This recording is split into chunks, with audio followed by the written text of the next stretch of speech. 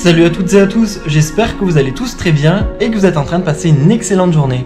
Comme vous avez pu le voir, aujourd'hui on va parler de Nicolas et de Laura. Vous le savez tous, Nicolas a intégré dès le début le tournage des Marseille contre le reste du monde et il représente son équipe, le reste du monde. Il y a plusieurs jours, Nicolas et Laura ont annoncé à tout le monde sur le tournage que Laura était enceinte. À la suite de cela, ils l'ont annoncé à tous leurs abonnés sur les réseaux sociaux et ils étaient extrêmement heureux. Et il se trouve que jusqu'à hier au soir, seulement Laura connaissait le sexe de son bébé. Et hier, ils ont organisé une énorme soirée, une sorte de baby shower, et Laura a annoncé le sexe du bébé à tous les Marseillais, mais principalement à Nicolas. Et aujourd'hui, ils ont révélé le sexe du bébé à tous leurs abonnés via Instagram. Très ému, il y a tout juste quelques instants, Nicolas a décidé de se confier sur Snapchat et il est extrêmement heureux d'avoir un petit garçon. Félicitations à Nicolas et Laura. Juste pour vous dire que j'ai pas dormi de la nuit, je suis excité. Et on a fait la baby shower et tout, et on a pris le sexe du bébé. Et juste pour vous dire que je vais avoir un fils, je vais avoir un petit garçon, voilà, je vais encore chialer. Je vais avoir un petit garçon et c'est tellement symbolique, c'est... Une fille j'aurais été content aussi, mais un fils c'est... Waouh, c'est un rêve qui se réalise. Je vais pouvoir lui apprendre plein de trucs, le foot, les petits costards, les petites cravates. Je vais pouvoir j'ai déjà plein de trucs. Et dommage qu'il n'y avait pas ma famille hier.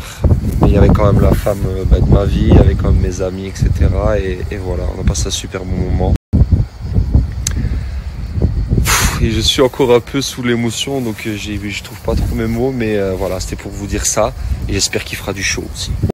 Bon, dur de revenir à la réalité, je suis toujours sur un nuage, là je suis là-haut sur les trucs, mais je vais essayer de revenir à la vie normale. Là je viens de me lever et je vais me faire, je pense, un petit thé, calmement, une petite tasse, je vais reprendre mes esprits. Bon ça y est, je dois retourner, j'ai encore pas mal de trucs à régler, il n'y a pas que du feel good, il reste encore du show. En tout cas, je pense qu'à ma femme, à mon fils et à ma famille que j'ai plus vu depuis des mois et que je rêve de serrer dans mes bras. Et voilà, c'est ça qui me fait tenir aussi. Papa, maman, mes soeurs, mon frère, mes grands-parents, mes tantes, mes oncles, mes marraines, mes parrains, voilà. Et ma femme et mon fils. Voilà, je crée ma propre famille. Et je vous aime, voilà. Et je dois repartir parce que ça va péter. Spank, bang. Et concernant les prénoms, ne me posez pas de questions, c'est déjà l'embrouille avec Babaja. Hello mes petits chats, j'espère que vous allez bien. Bon, ouais, je suis encore en pyjama. Pour être franche, on s'est couché très tard hier soir. Je me suis couchée très tard hier soir. On a fait la baby shower hier soir. Donc comme vous avez pu voir, on vous a annoncé le sexe de notre merveille, la plus heureuse du monde. Je le ressentais depuis le début. Après je sais pas si je le sentais parce que peut-être je voulais un garçon en premier, ou parce que c'était vraiment ça. Mais en tout cas voilà, je ressentais que c'était un garçon. Et je suis la plus heureuse du monde. Voilà. Je suis très contente d'avoir un prince charmant. Et j'aimerais avoir une fille mais plus tard, mais je voulais vraiment le garçon en premier, le petit mec. La plus heureuse du monde, merci mon Dieu. Très content d'avoir partagé ça avec vous. Ça y est, on va pouvoir commencer à acheter des petits vêtements, à vraiment se projeter, à faire la guérilla pour les prénoms. Oh, vous n'êtes pas prêts, je crois. Vous n'êtes vraiment pas prêts. C'est l'embrouille en ce moment. Voilà, dès que ça parle de prénom, vous pouvez être sûr que Bibou et moi s'embrouillent. Donc du coup voilà, moi je suis pour qu'il ait plusieurs prénoms, lui il veut pas, enfin bref. Donc du coup on vous partagera tout ça aussi. La plus heureuse du monde, c'est moi à l'heure actuelle, avec mon Bibou sûrement. Je le sais qu'il est comme un dingue, il fait pleurer, moi aussi. C'est limite lui aussi qui vit mes hormones, quoi. Voilà, la plus heureuse du monde. Merci pour tous vos messages. Merci pour vos félicitations. Merci, voilà. Je suis trop contente d'avoir un petit prince. Je vous dis, je ne réalise pas. Je suis comme une dingue, mais vraiment. Après, ça aurait été une fille, j'aurais été contente aussi. Mais voilà, j'avais toujours eu dans ma tête que je voulais un petit garçon en premier. Donc, je suis trop heureuse. Comme je vous disais, aujourd'hui, en fait, je me suis couchée super tard. Je me suis levée tôt parce que j'avais des rendez-vous téléphoniques assez importants pour pas mal de nos projets avec Nico. Donc du coup, on vous en parlera aussi. Et donc du coup, je me suis rendormie. Il était peut-être 11h. J'ai fait une petite sieste de une demi-heure parce que je me suis réveillée à 8h. Alors j'ai dû me coucher vers 4-5. Et c'est Bibou qui m'a réveillée pour me dire bon, allez on poste. Et du coup voilà. J'ai pas réussi à me rendormir après parce que j'ai lu tous vos commentaires, etc.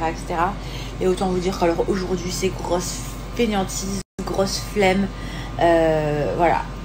Donc aujourd'hui c'est squattage, de réseau, de lit, de... Autant vous dire qu'aujourd'hui c'est vraiment la journée, voilà. Hier on a fait plein de choses, ça va vous plaire, j'ai hâte que vous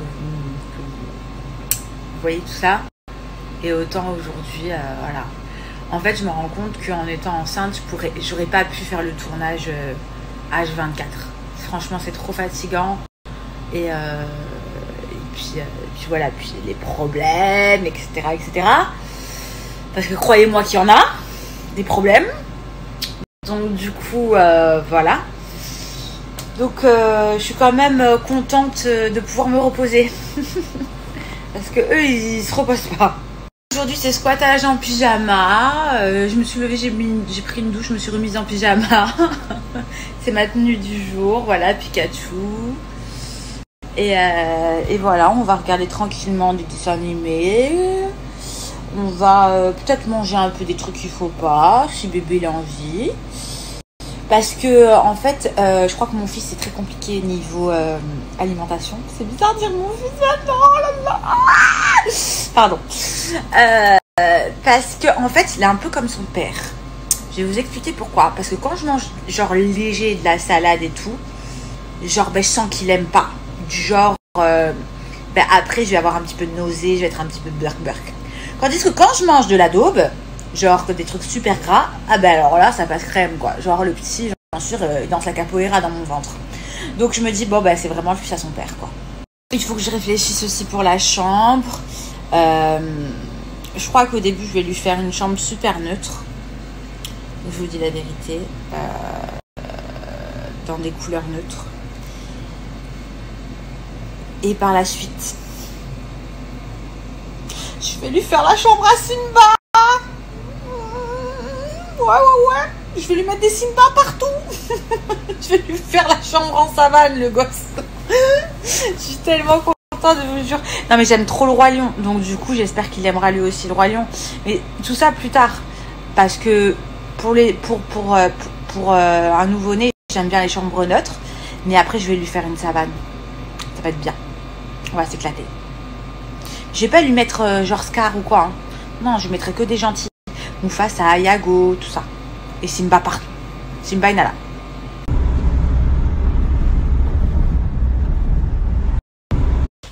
Allez ma grosse patate, je te ramène à la baraque. On rentre dormir. Merci ma grosse. Mais avant de dormir, on va manger. C'est pas nous, c'est eux. C'est nos ventres. Oui. Ça, faut que je le dise, elle est relou. J'ai une grosse similitude entre mes deux meilleures amies, Grenouille et Laura. J'allais dire, on n'est pas tes meilleures amies pour rien. Voilà. Elles ont un gros point commun, c'est qu'elles sont reloues. Toutes les 2 secondes, elles pensent avoir perdu leur téléphone. Non, donc moi, non, il n'y a pas d'attente. Je vais vous expliquer. Toutes les 2 secondes, c'est je viens d'oublier mon téléphone dans le van.